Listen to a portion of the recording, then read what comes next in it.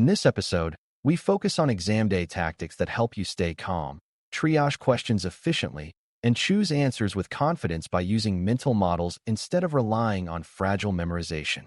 The GIAC Security Operations Manager, GSOM, exam rewards your ability to reason about security operations as a coherent system, which means many questions are designed to test judgment, prioritization, and trade-offs under uncertainty. On exam day, stress can make your thinking narrow, and narrow thinking is how you misread a question, overcommit to one detail, or choose an answer that sounds technical but misses the operational goal.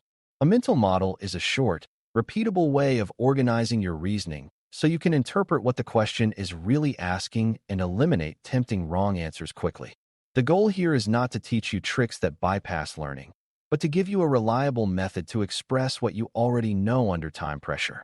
If you can keep your reasoning disciplined, you will find that many questions become easier because they map to the same few core decision patterns.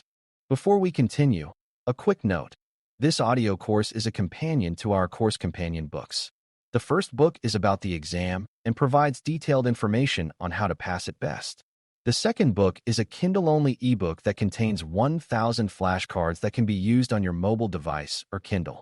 Check them both out at cyber.author.me in the Bare Metal Study Guide series. The first exam day mental model is locate yourself in the operational cycle, because many questions become clear once you identify whether the scenario is about detection and triage, incident response execution, or continuous improvement. If the prompt describes a new signal, ambiguous evidence, or an alert queue problem, you are likely in detection and triage mode, and the right answers emphasize evidence gathering, context, baselines, and prioritization. If the prompt describes confirmed malicious activity, spread risk, or immediate harm, you are likely in response mode, and the right answers emphasize scoping, containment choices, verification, and controlled recovery. If the prompt describes metrics, repeated issues, or post-incident discussion, you are likely in improvement mode, and the right answers emphasize learning, root cause conditions, owned actions, and validated progress. Beginners often answer incorrectly because they apply the right idea to the wrong phase, such as jumping to eradication when scope is not yet defensible, or jumping to a lessons learned mindset when the incident is still active. When you train yourself to ask what phase am I in, you reduce that error quickly.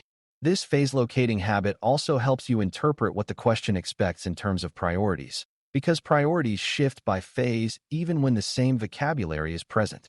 The second mental model is evidence before certainty, because exam questions often include tempting clues that push you toward a confident story too early.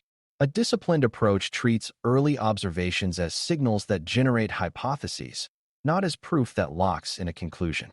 On the exam, answers that jump straight to a dramatic explanation without supporting evidence are often wrong, especially when the scenario describes ambiguity or incomplete data. The best answers usually include something about collecting high-value evidence, validating assumptions, and building a timeline or scope before acting irreversibly. This does not mean you never act early, because containment may be needed under risk, but it means your actions should be proportional to confidence and risk. If you see answer choices that suggest immediate sweeping changes without evidence, be suspicious unless the scenario clearly describes active damage and urgent risk. This mental model keeps you anchored to defensible operations, which is a consistent theme throughout this certification. When you remember evidence before certainty, you can eliminate answers that are written to sound decisive but are actually reckless. The third mental model is reduce uncertainty with the highest value next step, because many questions are really asking what to do first. In operations, doing first does not mean doing everything. It means choosing the step that answers the most important question or reduces the most risk with the least unnecessary disruption. High-value steps often involve clarifying identity involvement, narrowing the time window, identifying affected assets, or obtaining corroborating evidence that confirms or contradicts a hypothesis.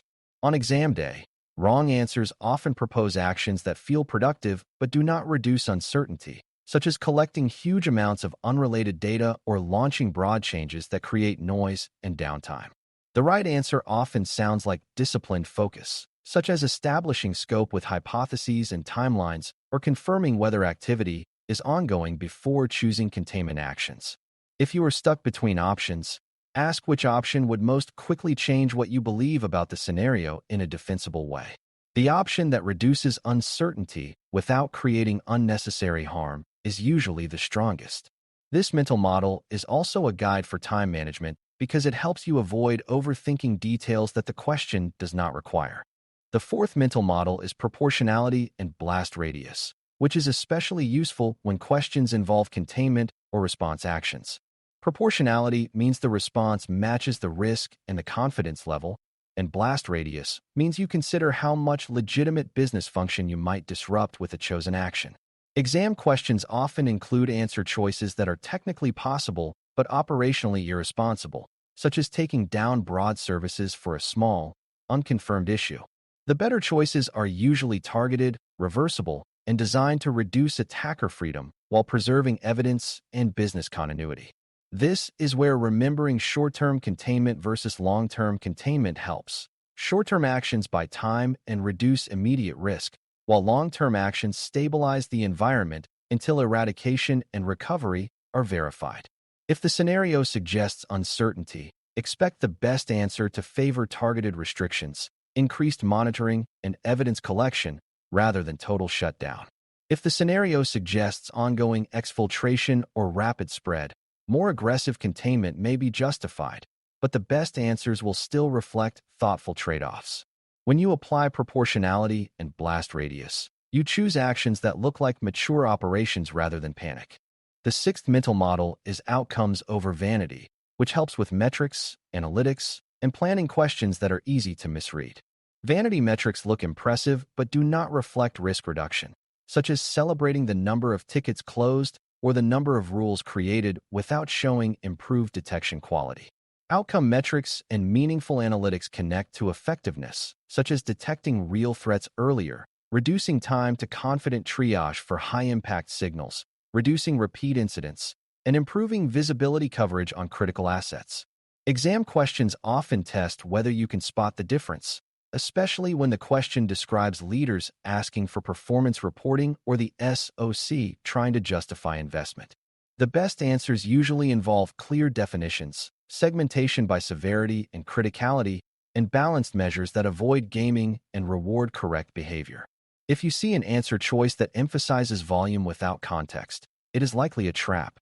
If you see an answer choice that connects measurement to decision-making and sustained improvement, it is likely closer to the expected reasoning. Outcomes over vanity helps you choose metrics that leaders trust and teams respect, which is a stated theme in the course. The seventh mental model is find the constraint, then fix the constraint, which is useful when questions describe backlogs, burnout risk, or slow response. In operations, making people work harder rarely solves systemic backlog because the constraint is often noise, missing context, unclear handoffs, or missing telemetry. Exam questions sometimes offer a tempting answer that suggests adding pressure, demanding faster closures, or increasing reporting frequency, but these often treat symptoms rather than causes. A stronger answer identifies bottlenecks and gaps using analytics, then targets high-leverage improvements like tuning noisy detections, enriching alerts with context, clarifying ownership and escalation paths, and automating repetitive evidence gathering.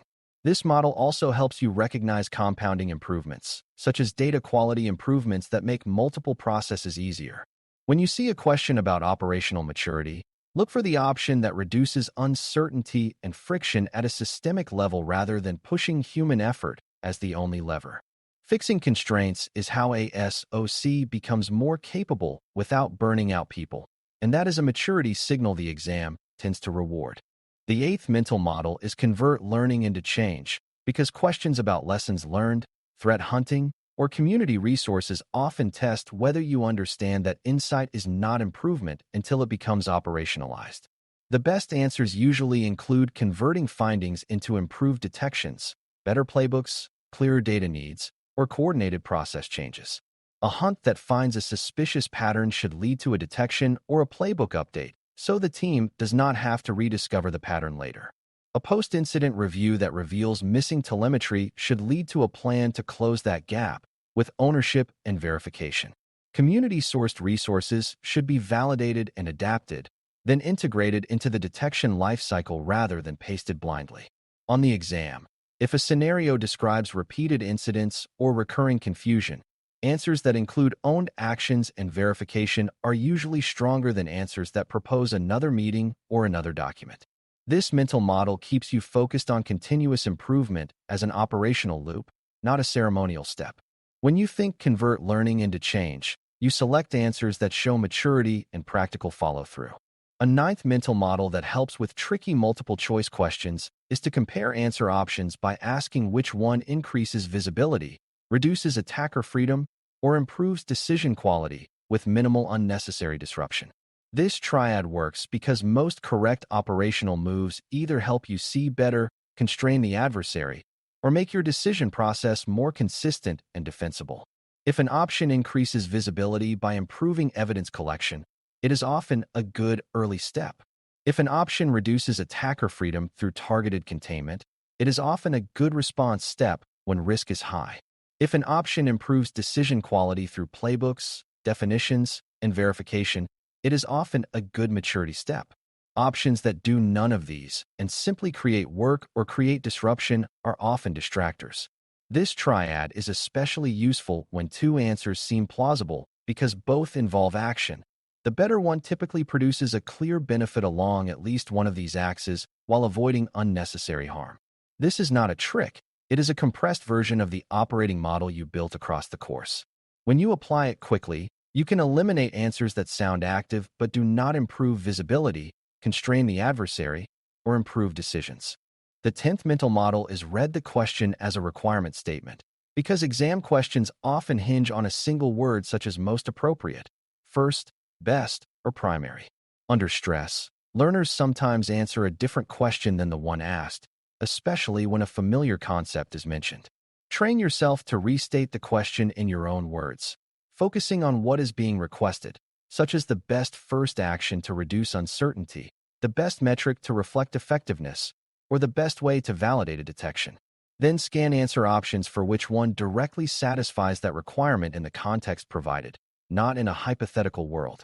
If the scenario emphasizes limited resources, choose an option that prioritizes high-impact improvements rather than comprehensive but unrealistic ones.